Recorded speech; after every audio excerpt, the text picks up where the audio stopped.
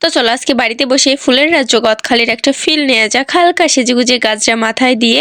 যশোর ফুলের রাজ্য গদখালি এখন কিন্তু ভাইরাল একটা জায়গা। আমি যশোরের মেয়ে হয়েও এখনো গদখালি যেতে পারিনি, কারণ I am Fakir pro max. বাজি ফাটালেও আমার কাছ থেকে একটা কানা করি বের হবে না। তো চলো আজকে বাড়িতে বসে ফুল দিয়ে হালকা একটু সেজে গদখালি ফিলটা তো অন্তত নিয়ে যাহাকে বলে দুধের স্বাদ গোলে মেটানো। এখানে 3 থেকে 4টা গোলাপ ছিল, আমি পাপড়িগুলো খুব সুন্দরভাবে ছাড়াই নিলাম। নাম না জানা 3 রকমের ফুল ছিল, সেগুলোকে দেখলে চিনি কিন্তু নাম বলতে পারবো না। এই যে এটাকে চন্দ্রমল্লিকা না চন্দ্রমুখী কি মুখী বলে, এটা আমাকে কেউ কমেন্ট করে জানাবা যদি ভিডিওটা কেউ দেখে থাকো। আর এখানে ছিল এই যে এই ফুলটাকেও আমি চিনি না, কিন্তু দেখলে চিনতে পারবো, নাম বলতে পারবো না। ফুলের পাপড়ি ছড়াতে ছড়াতে মনে পড়লো আমার বাড়ি আর একটা ফকির প্রো ম্যাক্স আছে, তার জন্য এটা ফুলের গাছটা বানাতে হবে। তো আমি চলে যাচ্ছিলাম পাশের বাড়ি সাদা ফুল আনার জন্য।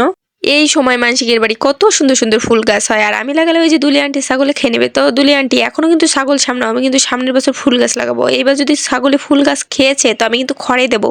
এখানে আরো অনেক ধরনের ফুল ছিল, যেমন গাঁদা ফুল, জবা ফুল, আর আমি যে ফুলটা তুলছিলাম এই ফুলটার নাম হলো বৃন্দাবন ফুল। ফুলটার নামেই কত শান্তি, তাই না? তো এই ফুলটাকে কিন্তু শুধু বৃন্দাবন ফুল না, অনেকে সাদা ফুলও বলে। আর এই ফুলটা শুধুমাত্র শীতকালে হয়, অন্য সময় কিন্তু একেবারেই হয় না। তো এখানে চেয়ারে ঘুমাচ্ছিল নিশ্চিন্তে আমাদের ভোলা। তো আমার ফুল তোলা শেষ, আমি এখন এক দৌড়ে চলে গেলাম বাড়ি।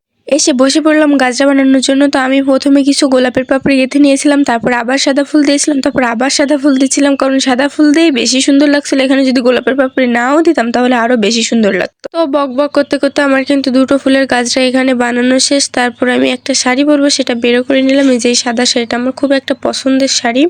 তো এটা পরার আগে হালকা করে একটু সেজে নিলাম। আমি বেশি সাজুগুজু করতে পারি না, অল্পই পারি। তো এখানে টুক করে শাড়িটাও পরে নিয়েছিলাম। শাড়িটা পরে নিয়ে তারপরে সুন্দরভাবে চুলগুলো ছেড়ে দেখলাম কেমন লাগছে। না, ভালোই লাগছে, খারাপ লাগছে না। আমি কিছু কাঁচের চুড়ি পরে নিয়েছিলাম, যেগুলোর বয়স অন্তত পক্ষে 3 বছর। আর যে কানের দুলটা আমি পরেছিলাম এর বয়সও 3 বছর, কারণ আমি যখন স্কুলে থাকতে, হাই স্কুলে থাকতে পিকনিকে গিয়েছিলাম তখনই কিনেছিলাম।